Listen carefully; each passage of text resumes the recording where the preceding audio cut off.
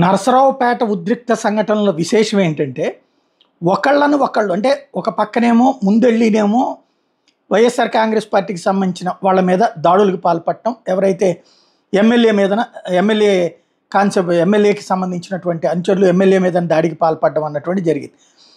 తీవ్ర ఉద్రిక్త సంఘటనలు చోటు చేసుకున్నాయి. దానికి కొద్దిసేపటి తర్వాతన మళ్ళీ వాళ్ళ ఇంటి మీదకి దాడికి వెళ్ళడం లాంటి సంఘటనలు చోటు చేసుకున్నాయి. ఆ తర్వాతన ఎమ్మెల్యే మీద జరిగిన దాడికి ప్రతీకారంగా తెలుగుదేశం పార్టీ వాళ్ళ మీద దాడులు ఇటు వీళ్ళ వాళ్ళు చేశారు. అంటే నేను చెప్పాను కదా, ఈ గొడవలు వద్దనుకున్నటువంటి ప్రాంతంలో గొడవలు సృష్టించడం అన్నటువంటి ఒక దౌర్భాగ్యమైనటువంటి పరిస్థితి ఇక్కడ దాపురించింది. అది కావాలని చేసినటువంటి వ్యవహారమే. ఎందుకంటే గతంలో ఎప్పుడూ లేనటువంటి స్టేజ్కి తీసుకువెళ్లాలన్నటువంటి ప్రయత్నంతోనే జరిగింది.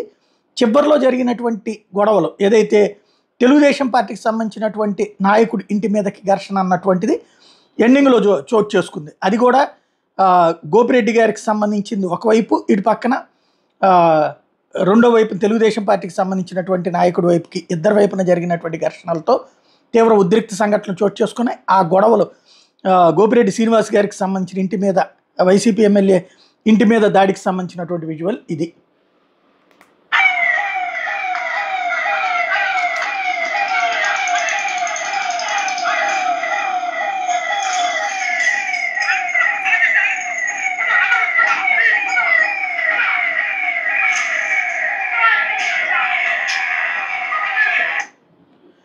ఎందుకు ఈ స్థాయికి దిగజారిపోయినటువంటిది అంటే ఎవరికే అర్థం కానటువంటి పరిస్థితి.